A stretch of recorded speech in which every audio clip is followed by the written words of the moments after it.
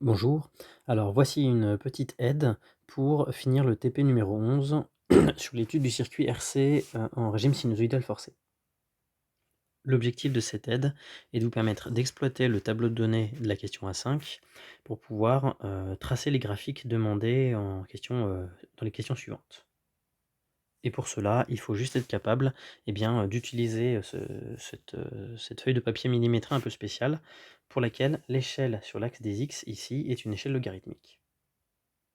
Alors tout d'abord, pour ceux qui, pour la question A5, n'avaient pas des données qui sont exploitables ou qui donnent des résultats pertinents, je vous invite à aller voir donc sur le document que j'ai mis sur Pronote.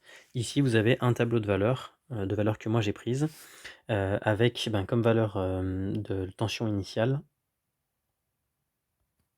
la valeur de E0, hop, qui est ici, que vous trouvez ici. Donc j'avais pris 5 volts pour E0, et puis attention, donc là vous avez les décalages temporels, vous allez pouvoir utiliser la fréquence, faire les calculs, même si ici vous avez déjà les valeurs de phase, mais qui ne sont pas en radians, mais en degrés.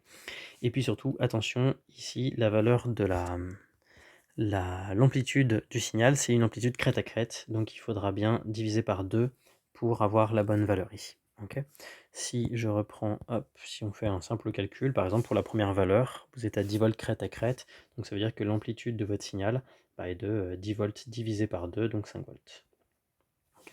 Et c'est l'occasion de faire le calcul du gain en décibels, donc vous devez calculer le gain en décibels dans la question ici A6. Okay. La formule est donnée, c'est 20 log de A sur E0. Donc ici, en l'occurrence, pour cette première valeur, ce sera 20 fois log de A qui vaut 5 volts ici, divisé par mon E0 qui valait aussi 5 volts ici, la tension de mon générateur, l'amplitude plutôt de la tension sinusoïdale du générateur. Donc ça fait 20 fois log de 1. Et je vous rappelle, alors ce log ici, c'est un log en base 10. Okay. Et donc, ça fait 0 tout simplement. Alors, l'objet de la vidéo, c'est de vous expliquer comment tracer nos valeurs dans le graphique. Vous voyez que nos valeurs de fréquence s'étalent entre 50 et 10 000 Hz. Donc, c'est une très très grande plage de valeurs. Et quand on rencontre cette situation-là, tout simplement, on va utiliser une échelle logarithmique. Alors, la voici, cette échelle logarithmique. Elle est là. Et on va surtout regarder les graduations. Alors, c'est très très simple à lire en réalité. Ici, vous avez la valeur 10 puissance 0. Là, vous avez la valeur 10 puissance 1, donc 10. Là, vous avez la valeur 10 puissance 2, donc 100. Là, vous avez la valeur 10 puissance 3, donc 1000. Donc, le principe de cette échelle, c'est qu'en fait, à chaque fois que vous passez à une graduation supérieure, il y a des graduations un peu plus importantes que les autres en termes de taille ici, vous multipliez simplement par 10 la valeur ici de la fréquence. Okay, ce qu'on représentera dans ces graphiques-là, sur l'axe des X, ça sera la fréquence en Hertz. Donc ici, hop, vous passez avec un facteur 10, vous passez à la graduation principale d'après. Okay, on appelle ça une décade, pour dire qu'il y a un facteur 10 simplement.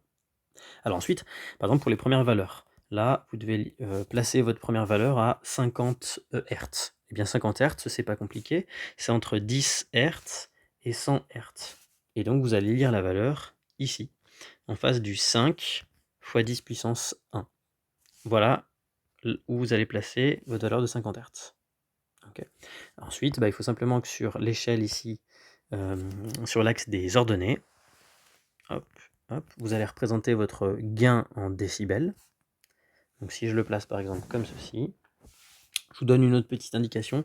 Je vous invite dans ce TP à prendre une graduation ici qui vaut moins 2 décibels. Donc vous placez le 0 ici, moins 2 décibels, moins 4 décibels, moins 6 décibels, ainsi de suite.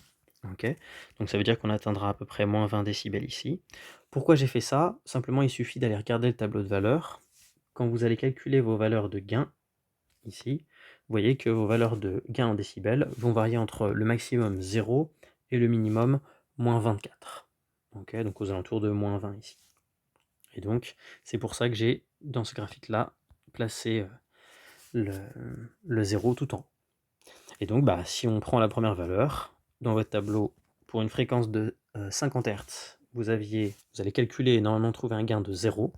Et bien dans ce cas-là, à 50 Hz, placé sur cet axe-là, votre point se trouve ici, à 0. Si on fait juste un autre exemple, par exemple, on va prendre une valeur simple. Si vous êtes à 1500 Hz, je vais placer 1000 Hz et 1500 Hz. Alors à 1000 Hz, vous êtes à moins 7,1. Donc 1000 Hz, c'est ici. Et vous êtes à moins 7,1. Moins 2, moins 4, moins 6. Moins 7, c'est entre moins 6 et moins 8. Et donc moins 7,1, bah, vous êtes un cran en dessous, vous êtes à peu près par là. Et donc si vous avez besoin de plus de détails, par exemple pour lire 1500 Hz, eh bien on va aller zoomer ici.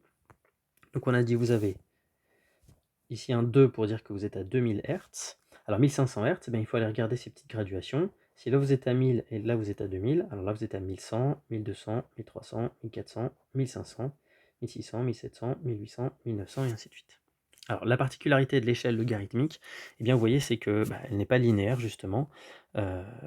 Par exemple, le milieu entre 1000 et 100, on pourrait imaginer que c'est 500 ou 400. Nous on le placerait là, graphiquement, mais en réalité, les 500 Hz sont ici. Okay, l'échelle est un petit peu en fait condensée pour les plus grandes valeurs par ici. Voilà, c'est une des caractéristiques de l'échelle logarithmique qu'il faudra savoir utiliser dans ce chapitre et dans le chapitre suivant. Et donc pour finir de placer, mon point à 1500 Hz, on a dit on était à moins 10 décibels, donc moins 10 décibels. Votre point va se retrouver à peu près par ici. Tac, tac. Voilà, donc je vous invite à tracer ce premier graphique. Ça, c'est le gain en décibels que vous allez tracer en fonction de la fréquence. Donc ici, sur cet axe-là, vous avez la fréquence en Hertz. Et sur un autre graphique, eh bien, vous adapterez votre échelle et vous tracerez cette fois-ci la phase phi en fonction de la fréquence, okay, au verso. Vous avez donc des valeurs qui sont là pour ceux qui n'en auraient pas. Ici, vous pouvez voir des graphiques que j'ai tracés avec ici OpenOffice Calc. Vous pouvez aussi le faire sous Excel si besoin. Là, vous avez un exemple, j'étais en train de le tracer pour la correction. On vous demande notamment de tracer l'asymptote. Donc, deux asymptotes à haute et à basse fréquence. Donc, l'asymptote à basse fréquence, c'est assez facile. Vos points, vous voyez, ils sont comme ceci. Donc, l'asymptote, elle sera horizontale. Et puis, l'asymptote à haute fréquence, ça sera la droite qui passe au mieux par les points ici. Okay. J'en profite aussi pour vous dire qu'il y a une valeur de référence qu'on va retrouver dans ce chapitre et dans le chapitre suivant, qui est des asymptotes qui ont une pente de moins 20 décibels par décade. Alors qu'est-ce que ça veut dire? Regardez ce que j'ai tracé ici. J'ai pris un point qui part d'ici et qui vient juste là, jusque là. Donc ici je descends de moins 20 décibels, puisque je vais de 0 à moins 20. Donc, moins 20 décibels. Pour une décade en fréquence, vous voyez ici, je suis à 10 puissance 4 et là à 10 puissance 5. Donc ça représente une décade. Et pour information, ça devrait être à peu près la valeur de la pente que vous allez retrouver ici pour votre asymptote à haute fréquence. Alors je vais effacer un petit peu tout ça. Enfin, si vous avez du mal, je vous invite à aller regarder sur Pronote ou sur le Drive, je vous ai mis mon tracé avec la même échelle ici. Et donc vous avez sur le même graphique tracé à la fois le gain en décibels et la phase ou le déphasage de la sortie par rapport à l'entrée. Okay, vous le tracez sur deux graphiques différents. Notamment, je vous ai mis comme petite indication ici que les derniers points de mesure, vous verrez, vu qu'ils ont été faits sur un signal qui est très bruité, ils sont entachés d'erreurs, et dans ce TP, on n'a pas pris en compte les incertitudes, mais bien sûr, on pourrait les prendre en compte. Donc ce que je vous demande à vous, c'est de faire au moins jusqu'à la question A9 à 10, ici. Si vous avez régressé, eh bien vous pouvez réutiliser ce que vous avez fait en cours avec votre tableau de valeurs. Vous pouvez tracer les graphiques sur régressi, mais cette question 8, elle est essentiellement à faire quand on est en TP, d'accord? Vous ne me la faites pas forcément à la maison. Je ne vous demande pas forcément d'imprimer, vous allez surtout me rendre votre courbe. Par contre, ça veut dire qu'à la maison, vous allez devoir calculer le gain à la main. Okay, donc ça veut dire que pour vos différentes valeurs ici de A, vous pouvez rajouter en dessous une petite ligne et calculer chaque valeur de A, du gain en décibels en appliquant la formule 20 log de A sur E0. Okay, vous allez devoir aussi, si vous n'avez pas, sauvegardé vos données en séance de TP, recalculer le déphasage delta phi qui vaut 2pi f fois delta t. Vous avez la valeur de delta t et la valeur de f à utiliser. Okay. Donc c'est à partir de ça que vous allez pouvoir tracer votre graphique. Donc pour ça, vous pouvez essayer d'estimer ce qu'on appelle la fréquence de coupure. Elle est définie ici comme la valeur du gain maximal que normalement vous aurez estimé. Vous devez vérifier que la valeur du gain maximal vaut 0. C'est votre plus grande valeur de gain ici. Et puis donc on a dit tracer les asymptotes. Et si vous pouvez faire la suite, de la A11 à A13, eh bien c'est très bien.